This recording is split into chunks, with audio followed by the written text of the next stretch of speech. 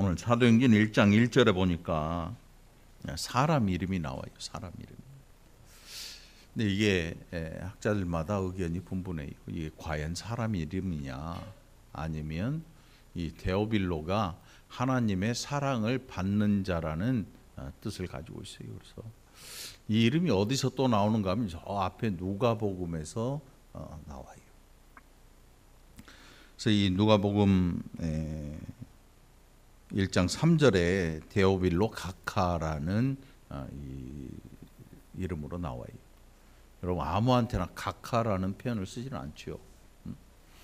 굉장히 높은 사람, 아마 당시에 총독이나 굉장히 직책이 높은 사람에게 기록된 서신, 아니면 이름이 밝혀지면 기독교인이라는 것이 밝혀지면 죽음을 당할 수 있기 때문에, 아니면 그 관직이 위태로워질 수 있기 때문에 아마도 하나님의 사랑을 받는 자라고 하는 이 수신 대상을 감추기 위해서 이렇게 데오빌로여 이렇게 이름을 기록하지 않았나, 이런 생각을 해볼 수 있습니다. 아무튼 그런데 누가복음에서 데오빌로 각하라는 이 표현을 쓴 걸로 봐서 그 당시에 굉장히 직책이 높은 이방인에게 기록된 서신이 아닐까, 그렇게 생각해 볼 수 있는데, 이 사도행전 1장 1절에서 3절까지의 말씀을 쭉 보면, 데오빌로에 내가 먼저 쓴 글에는, 그러니까 먼저 쓴 글은 누가복음을 말하고 있어요. 그러니까 사도행전을 누가 기록했겠어요? 네? 그렇지요. 사도행전을 누가 기록했냐? 그러면 뭐라 그래야 돼요? 누가가 기록한 거죠. 누가복음은 누가 기록했어요? 누가가 기록한 거죠. 사도행전은 그럼 누가 기록했느냐?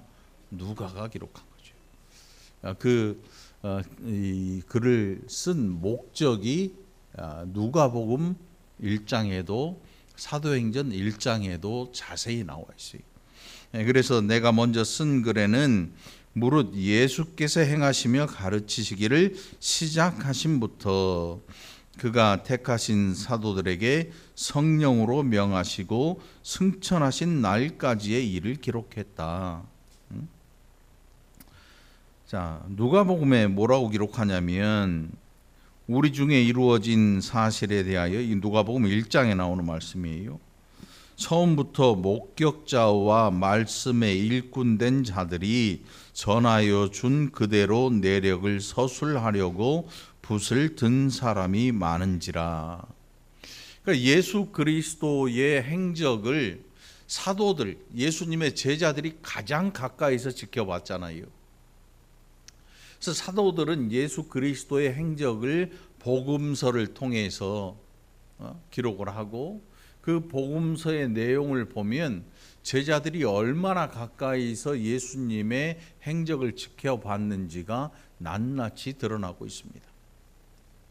그리고 사도들이 그런 것들을 다 기록을 하고 있고, 그리스도의 말씀에 힘입어서 성령이 임하신 이후에 사도들 가운데 또 이 예수 그리스도의 뜻을, 이 복음에 대한 것들을 아주 자세하게 기록하는 내용을 우리는 신약 성경을 통해서 또 만나볼 수가 있죠.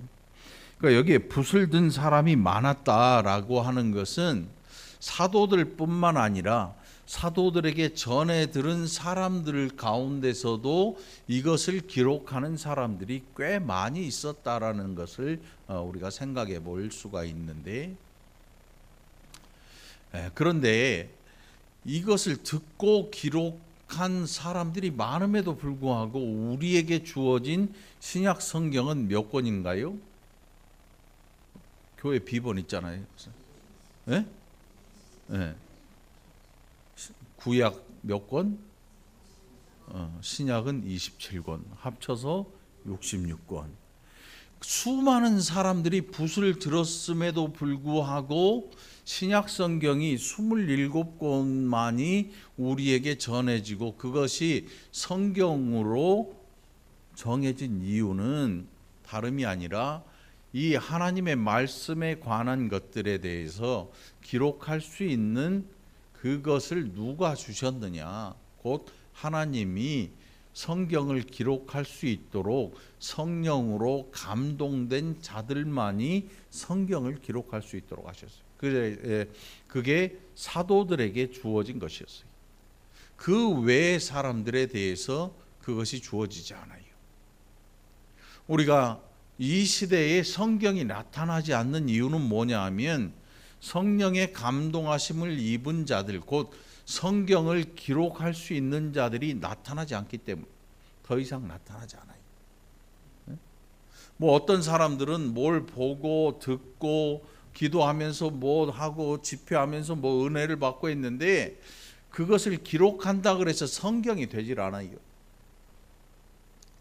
그것은 때로는 간증일 수도 있고 때로는 은혜 받은 것을 일기 형식으로 적은 그냥 단순한 자신이 느낀 바를 기록한 것에 불과한 거지. 근데 어떤 사람들은 그것을 마치 성경처럼 여기는 사람들이 있는데 우리는 그런 사람들이 전해주는 그것들에 대해 특별한 관심을 가질 필요가 없어요.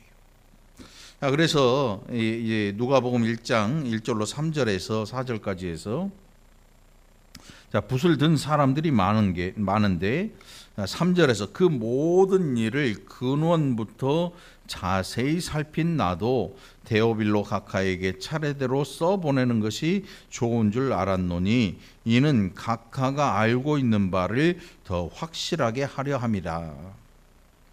그러니까 이 의사 누가가, 예수님의 제자 의사 누가가 이렇게 예수님의 행적을 낱낱이 차례대로 서술하고 기록한 목적이 뭐냐? 데오빌로 각하라고 하는 이 사람이 그냥 알고 있는 것이 아니라 확신에 거하도록. 여러분, 우리가 성경을 가까이 하고 성경을 마땅히 읽어야 하는 이유가 뭐냐 하면 우리가 알고 있는 이 복음에 대한 확신이 어디서 오는가 하면 성경에서 오는 거예요. 누가는 바로 그것을 알고 기록을 하고 데오빌로라는 이 사람에게 이 기록을 주고자 했던 거지요. 우리가 이 데오빌로가 알고 있는 바를 더 확실하게 알게 하기 위해서 기록을 했다. 이게 누가복음의 기록 목적일 뿐만 아니라 오늘 사도행전의 기록 목적이 되기도 하죠. 여러분, 성경보다 사람의 말하는 것을 더 귀 기울이면 안 돼요. 목회자가 아무리 설교를 잘하고 가르치는 교수가 아무리 좋은 가르침을 줬다 하더라도 그것은 거의 다 성경에서 온 것들인데 성경만이 우리로 하여금 확신에 거하게 할 수 있는 거죠. 여러분들 늘 기억하시기 바랍니다. 이게 위험한 게 뭐냐면요, TV를 켜면 설교하는 목사님들이 수두룩하게 나와요. 여러분, 기독교 방송 몇 개예요? 엄청 많아요. 또 인터넷에 검색하면 수만 명의 목사님들이 다 올려놔요. 설교도 올려놓고 우리 교회도 설교 올라가는데 저야 별 볼 일 없는 존재니까 그렇다 쳐도 그러면 여러분들이 좀 불쌍해지나? 여러분들은 저를 좋아하겠지.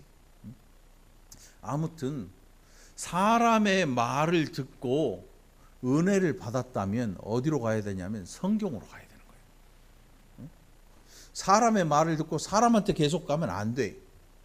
결국 누가는 이 데오빌로라고 하는 사람을 어디로 이끌고 있냐면 성경으로 돌아오라고 말을 해요.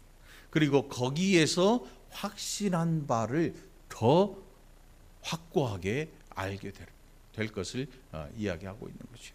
자, 이제 오늘 사도행전을 통해서 우리가 함께 은혜를 나누려고 하는데, 이 누가는 그가 택하신 사도들에게 성령으로 명하시고 승천하신 날까지의 일을 기록했다. 그가 고난 받으신 후에 또한 그들에게 확실한 많은 증거로 친히 살아계심을 나타내사 40일 동안 그들에게 보이시며 하나님 나라의 일을 말씀하셨다. 결국 누가가 기록하고자 했던 것은 내가 경험한 예수를 기록한 게 아니고 내가 이 그리스도로부터 듣고 배웠던 그것을 그대로 기록한 거예요. 그대로. 우리는 여러분 이 감상문 써본 적 있으시죠? 감상문. 이게 국민학교 때 감상문 써와. 뭐 이런 숙제도 있잖아요. 감상문이 읽고 느낀 것을 적어서 내 감정을 거기에 서술했는데, 만일 여러분 어떤 사람이 신앙생활을 하면서 성경을 통해서 뭔가를 느끼고 막 이게 그래서 글을 적었어요. 그런데 그것은 성경이 아니에요. 그리고 또 어떤 면에서 보면 사람마다 각기 다 다른 성품을 가지고 어떤 것에 대해서 굉장히 감수성이 발달해서 그것에 대해 눈물을 흘리고 막 하는 분들도 있어요. 또 어떤 사람은 아주 지적인 그 면이 발달해서 굉장히 어려운 부분에 대한 것에서 성경은 굉장히 이 지적인 것을 우리에게 알려준다. 그 지적인 것에 몰두하고 어떤 분은 감성적인 것에 몰두하고 뭐 이런 것이 있다면 이거는 사람들마다 각기 다른 해석을 하게 만들죠. 거기에 몰두하는 사람, 지적인 것에 몰두하는 사람들은 성경은 굉장히 이 높은 지성을 요구한다. 아니면 어떤 사람은 성경은 굉장히 높은 감성을 요구한다. 뭐 의지적인 면을 강조한다면 우리가 할 수 있다. 뭐 의지적인 이런 면을 강조한다. 이렇게 성경을 오해해 버릴 수 있는 소지가 굉장히 많아요. 굉장히 많아요. 그래서 결국 누가는 데오빌로라고 하는 이 사람을 어디로 이끌었느냐? 결국 그리스도의 행적부터 그의 말씀으로 이끌었던 거죠. 성경으로. 우리가 신앙생활을 하면서 결국 어디를 향해야 되느냐? 성경으로 가야 돼요. 성경으로. 제가 100번 설교를 하고 1000번, 10,000번 설교를 해도 결국 여러분의 눈과 귀는 성경을 향해야 되는 거예요. 그렇지 않으면 사람에게 향할 때 큰 문제가 생기기도 하죠. 결국 낙심하게 되고 결국 실망하게 되고 결국 다시금 왔던 길로 돌아가게 되는 그런 일들이 비일비재한 이유가 바로 거기에 있는 거죠. 여러분 성경으로 돌아가시길 바랍니다. 자, 4절에서 사도와 함께 모이사 그들에게 분부하여 이르시되 예루살렘을 떠나지 말고 내게서 들은 바 아버지께서 약속하신 것을 기다리라. 그리스도께서 부활하신 이후에 그리고 십자가에 달리시기 이전부터 말씀하신 게 뭐냐면 성령이에요. 성령. 보혜사. 보혜사라고 하는 성령을 보내주시겠다 말씀하시고 또 예수님 자신이 보혜사였어요. 그러니까 보혜사라는 뜻이 뭐냐면 우리 옆에 함께 서서 우리를 도와주신다, 이런 의미를 가지고 있으니까 예수님께서 육신을 가지고 십자가에 달려 죽으시기 전까지 제자들에게 보혜사였고 수많은 사람들에게 보혜사로서 그 일을 행하셨던 거죠. 그런데 예수님께서 승천하신 이후에 보내실 보혜사는 이제는 눈으로 볼 수 있거나 손으로 만질 수 있는 그런 보혜사가 아니라 우리의 심령의 마음에 오셔서 우리가 하나님 나라에 들어갈 때까지 우리와 함께 하시는 하나님의 거룩하신 성령에 관한 이야기. 그래서 성령이 없는 신앙생활은 상상할 수가 없어요. 또 우리에게 이 성령께서 왜 중요한가 하면 우리가 신앙 고백하는 것이 내가 깨달아 아는 게 아니고 성령으로 말미암아 고백하게 되는 거예요. 여러분 세례 받으셨지요?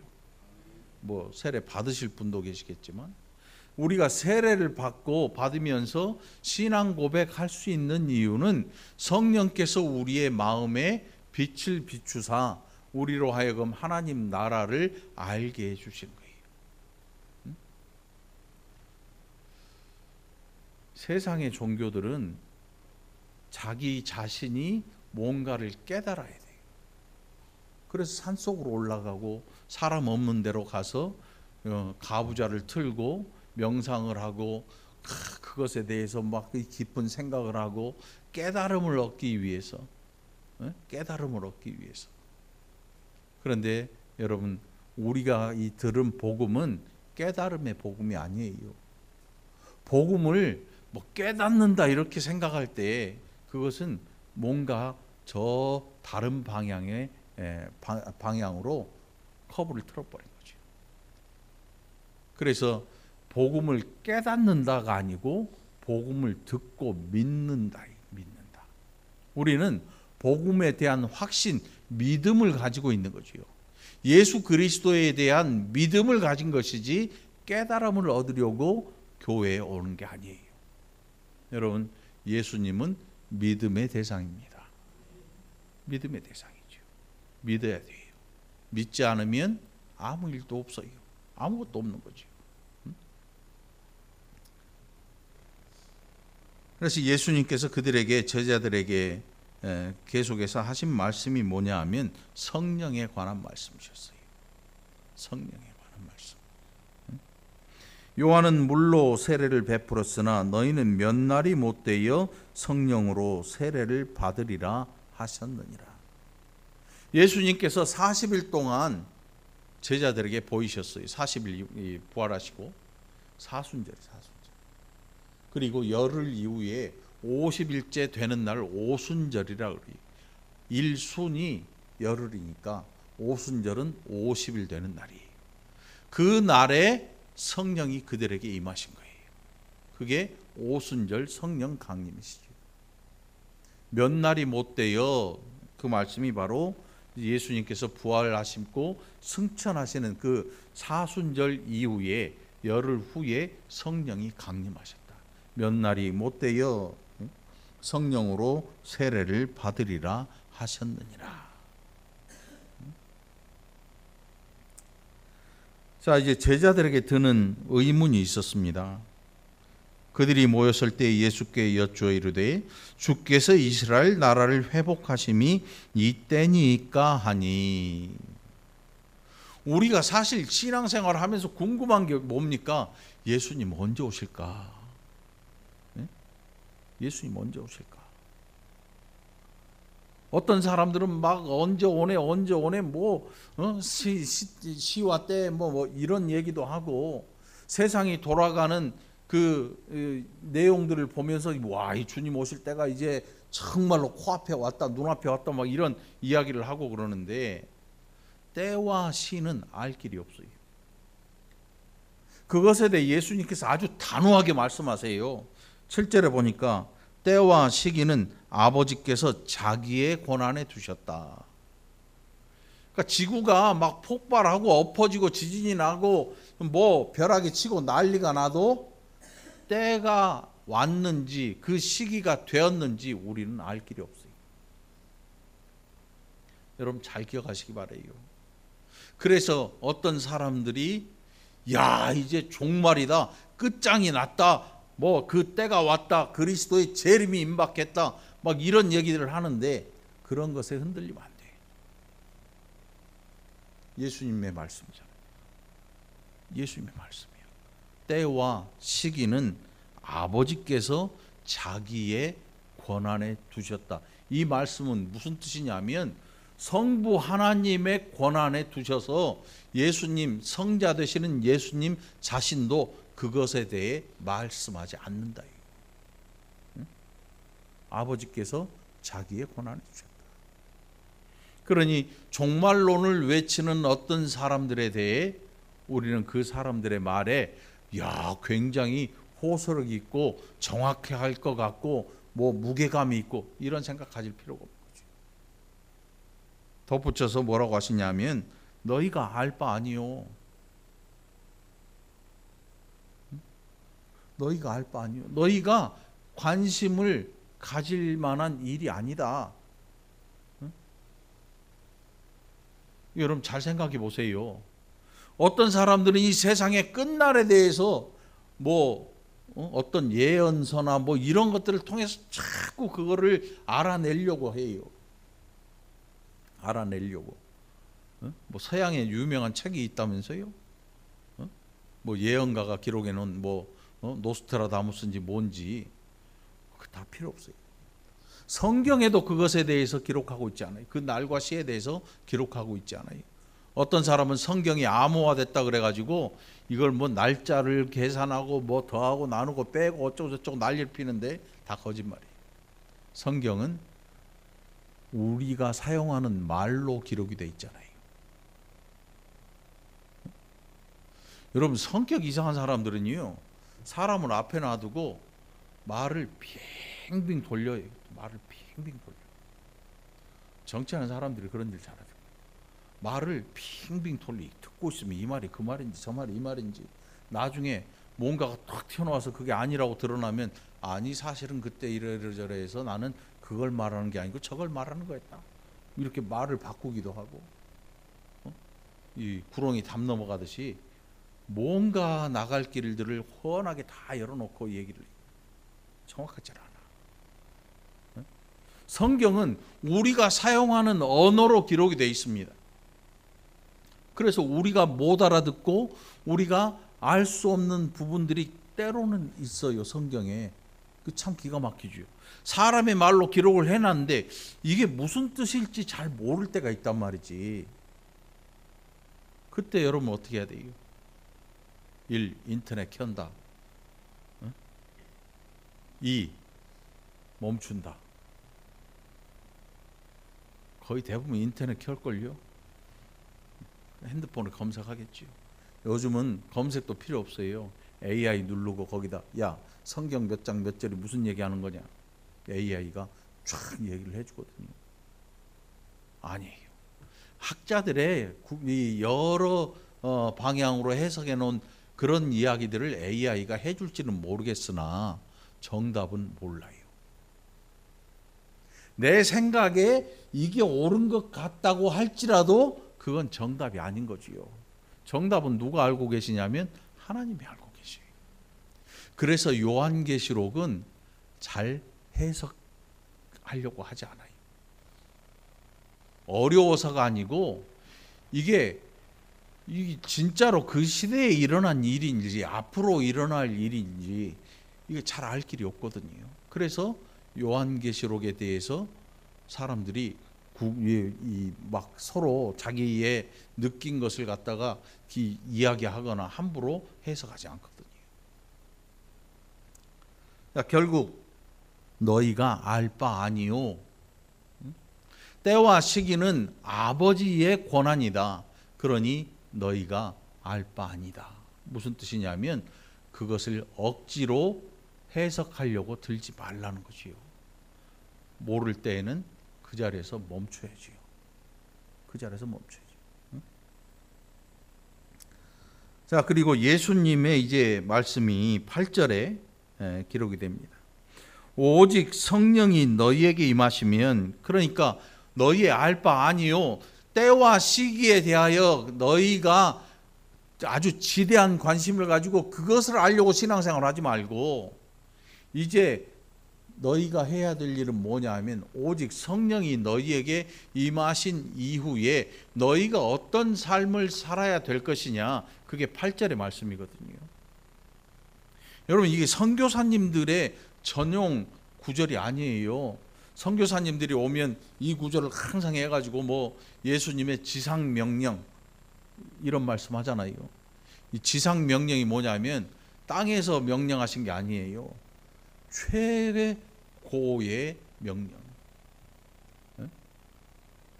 이보다 더 높은 명령이 없어요. 여러분 이 전쟁이 나면 우리나라에 저 인천에 자유공원 가면 누구 동상이 있어요? 메가지가 아니고 메가더 장군, 선글라스 탁 끼고 서 있는 이렇게 서 있는 동상 있잖아요. 응? 그 사람이 인천 상륙 작전할 때 최고의 명령 권자였기 때문에 거기 서 있는 거예요. 동상을 만들어 놓은 거예요. 응? 최고의. 뭐 대통령도 있고 했지만 미국에 그 자리에서 그걸 보고 공격 앞으로 할 수 있는 최고의 명령자가 메가더였어요. 예수님께서 지금 오직 성령이 너희에게 임하시면, 그런 후에 성령이 임하신 이후에 너희가 어떻게 살아야 할 것이냐를 말씀하신 예수님의 이 최고의 명령, 그건 우리가 지상명령이라고 하는데, 너희가 권능을 받고 여기에 나오는 권능은 뭘까요? 막 제자들에게는 병 고침의 능력도 있고 예언하고 방언도 하고 우리가 지금 가지고 있지 않은 여러 신기한 일들이 사실은 초대교회에 수도 없이 일어났습니다.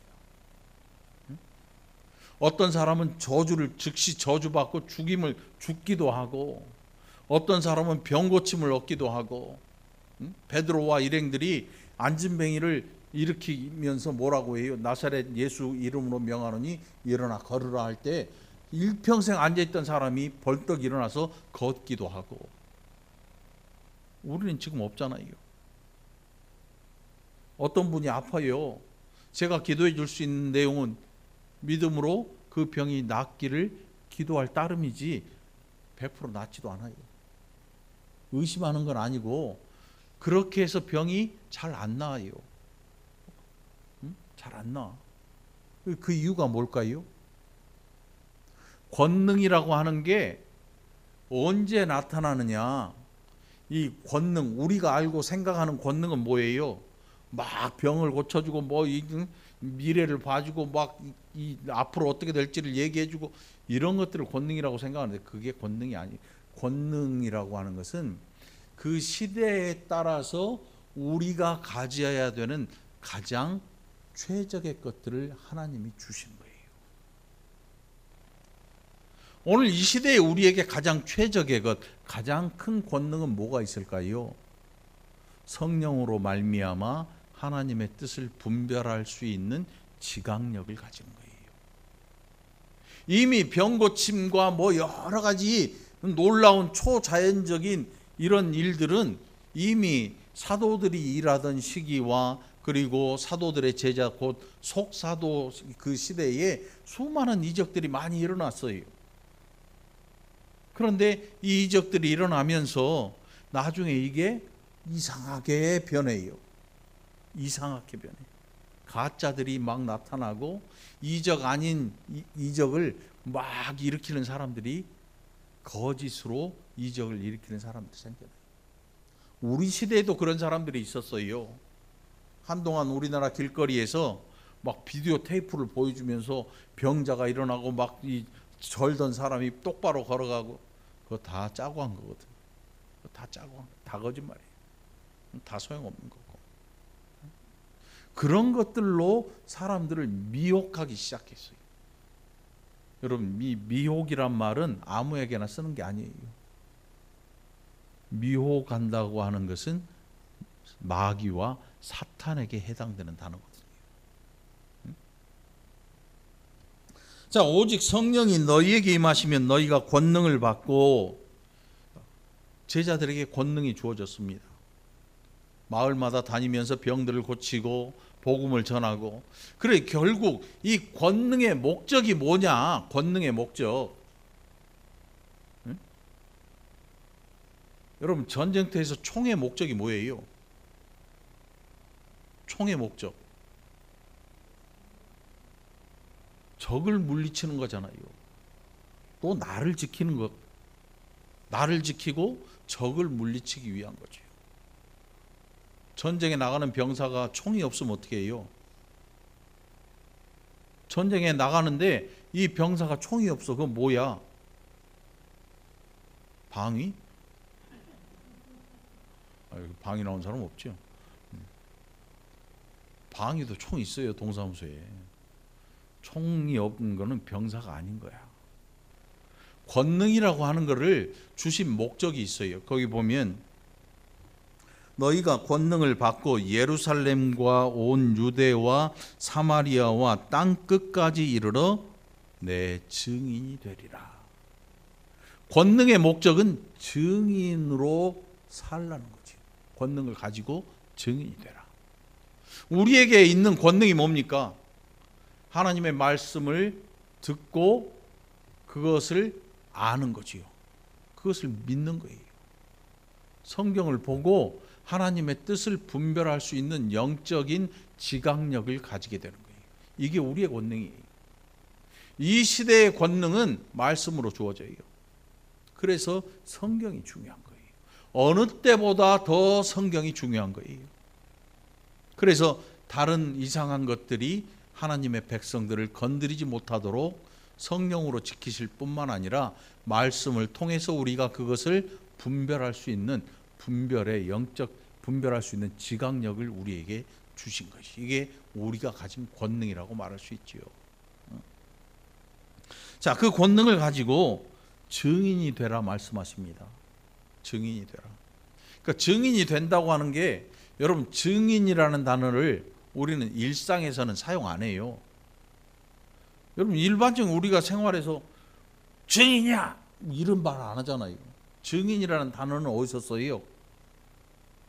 법정에서 쓰는 거예요. 요즘 TV 켜면 증인을 몇 명을 신청했고 하는 증인이라는 단어를 많이 듣게 되는데, TV에서 증인이라는 단어나 우리가 일상에서 증인이라는 단어를 사용한다고 하는 것은 그 삶이 법정에 가 있다는 거예요. 법정에. 응? 우리가 일상생활에서 증인 세우지 않잖아요. 응? 저 손수건이나 소금을 누가 받았습니까? 안 받았습니까? 잘 기억이 나지 않는데 증인을 데리고 오세요. 그렇지 않잖아요. 응? 그런 건 증인도 필요 없어요. 증인이 언제 필요하냐면 법적인 것을 논할 때 증인이 필요한 거예요.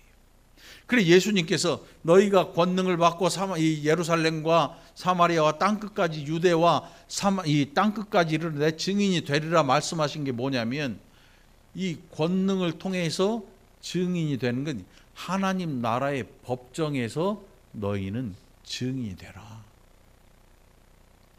이게 하나님 나라의 법정에 대한 이야기거든요. 그 재판장이신 하나님, 그 변호사는 누구실까요? 예수님이시죠. 예수님께서 변호사가 되셔요. 그래서 우리가 법정에서 너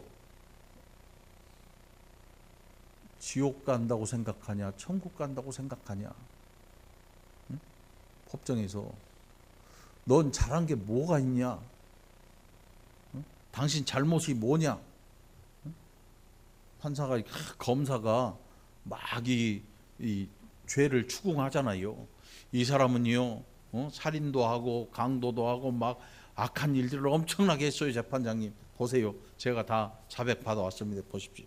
이 사람은 지옥 형벌을 받아 마땅합니다. 재판장이 탁 보더니 맞네. 네? 맞아. 그걸 듣고 있던 변호사가 옆에서 나옵니다. 아닙니다. 이 사람은 나쁜 짓을 그렇게 했지만 약속한 게 있습니다. 나를 믿으면 죄를 덮어버리기로 하셨습니다. 이게 예수님의 변론이에요. 저와 여러분에 대한 변론. 예수님께서 변론을 해주셔요. 저와 여러분에 대해서. 저와 약속하지 않으셨습니까? 네? 나를 믿으면 내 보혈로, 내 피로 이 죄를 다 덮어버리고 안 보시겠다고 약속했지요. 그 약속이 지금 이 사람에게 있습니다. 이 사람이 나를 믿고 믿습니다. 그래서 이 사람에 대해서 나는 무죄를 이야기합니다. 재판장이 보더니 맞네 하고 무죄를 선포합니다. 그게 저와 여러분의 신분입니다. 감사하실 바래요. 저와 여러분의 신분이 무죄를 선고받은 거예요. 법정에서. 그래서 이제 증인이 되리라 말씀하는 게 뭐냐면, 나를 무죄 삼아 주신 내 모든 죄를 사해 주시고 덮어버리시고 보지 않으시는 이 일에 대하여 내가 증인이 되는 것입니다. 이게 법정적인 용어예요. 그러니까 우리의 신앙은 그냥 개인의 것이 아니라 법정에서 이루어진 거예요. 법정에서 이루어진 것은 판사가 선언을 하는 순간 그것이 다른 걸로는 바꿀 수가 없는 거예요. 우리가 가진 믿음을 불안해할 필요가 없는 게 뭐냐면 이 우리의 가진 믿음이 법정에서 효력을 가지는 거예요. 그래서 여러분 막 재판하고 이런 거 보잖아요. 그 재판을 막 싸우고 해가지고 이게 막 뒤집어 엎고 이 법원을 없앤다 그래서 그게 재판 결과가 없어지는 게 아니에요. 판사가 한 판결을 하면 끝나는 거야 그걸로. 그게 법의 효력이에요. 우리도 법의 효력을 가지고 있는 거예요. 우리가 신앙생활하는 건 여러분 내가 좋아서 그냥 사람이 좋아서 그냥 조금 교회 다녀보고 뭐 어쩌고저쩌고 하는 게 아니에요. 법정에서 효력을 가지는 거예요. 누구의 법정? 하나님의 법정에서. 그러니 여러분이 가진 이 믿음에 대해서 자부심 가지기 바랍니다. 이게 교회가 크다 그래서 큰 자부심이고 교회가 작다 그래서 작은 자부심이야. 절대 그렇지 않아요. 알지 못하기 때문에 그런 거예요. 저와 여러분이 가진 이 복음, 이 복음을 믿는 우리의 믿음은, 예수 그리스도를 믿는 이 믿음은 법정에서 인정된 거거든요. 그래서 확고한 것입니다. 누구도 빼앗을 수가 없어요. 그것이 저와 여러분이 가진 믿음이라는 사실입니다. 이 말씀을 마치시고 9절입니다. 그들이 보는데 올려져 가시니 구름이 그를 가리어 보이지 않게 하더라. 올라가실 때 제자들이 자세히 하늘을 쳐다보고 있는데 흰옷 입은 두 사람이 그들 곁에 서서 이르되 갈릴리 사람들아 어찌하여 서서 하늘을 쳐다보느냐. 너희 가운데서 하늘로 올려지신 이 예수는 하늘로 가심을 본 그대로 오시리라 하였느니라. 예수님이 승천하신 이 일들을 수백 명의 사람들이 실제로 거기에서 지켜봤어요. 사도 바울이 그것을 기록을 해요.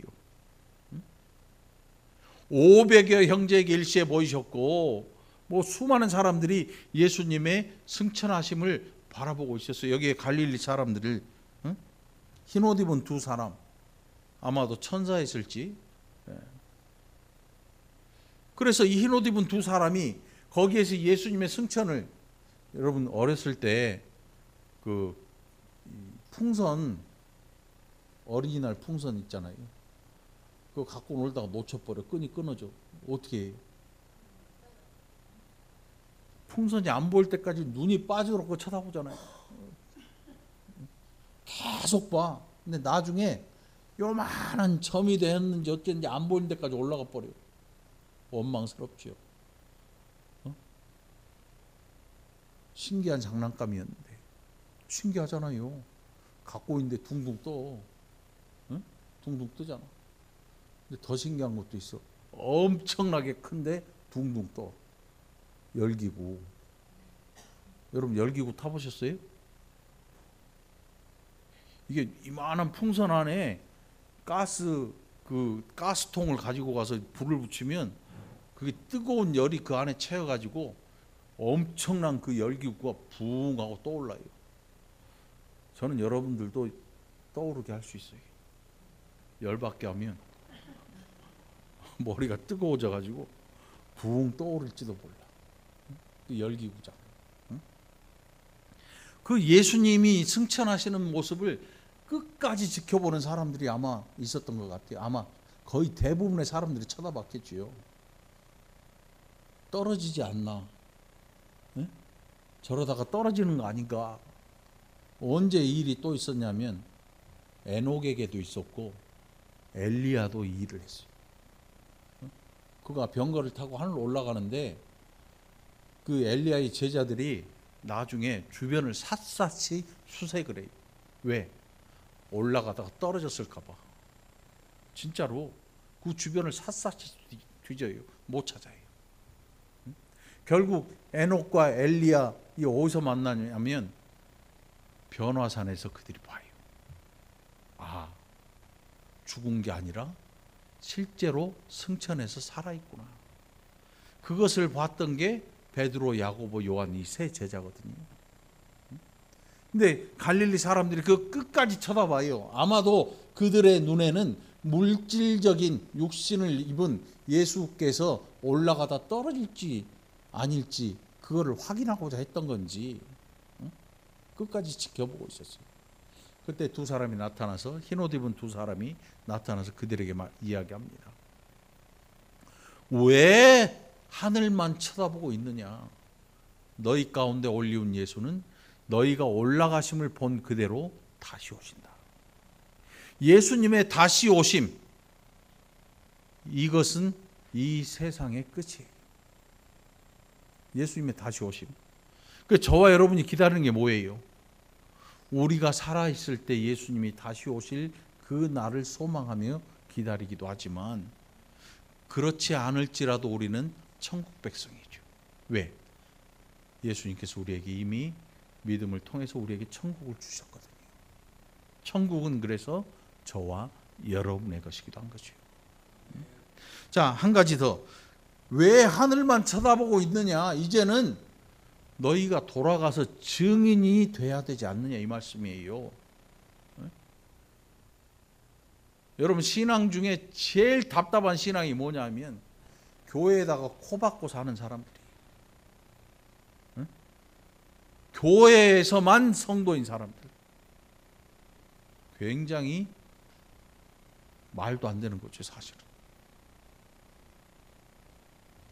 증인이라고 하는 것은 밖에 나가서 증언을 해야 증인인 거지요, 법정에서. 그런데 교회에만 와. 그리스도인이라는 사실을 교회 사람만 알아. 여기는 그런 사람 없잖아요.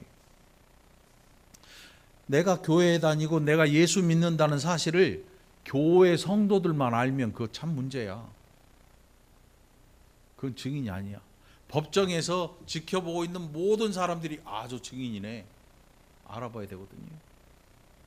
그건 시끄럽게 한다고 알아지는 게 아니야. 증인석에 앉아서 증언을 하는 사람이야말로 증인이 되는 거지요. 말 많다고 증인이 되는 게 아니에요. 말 많으면 수다쟁이인 거지.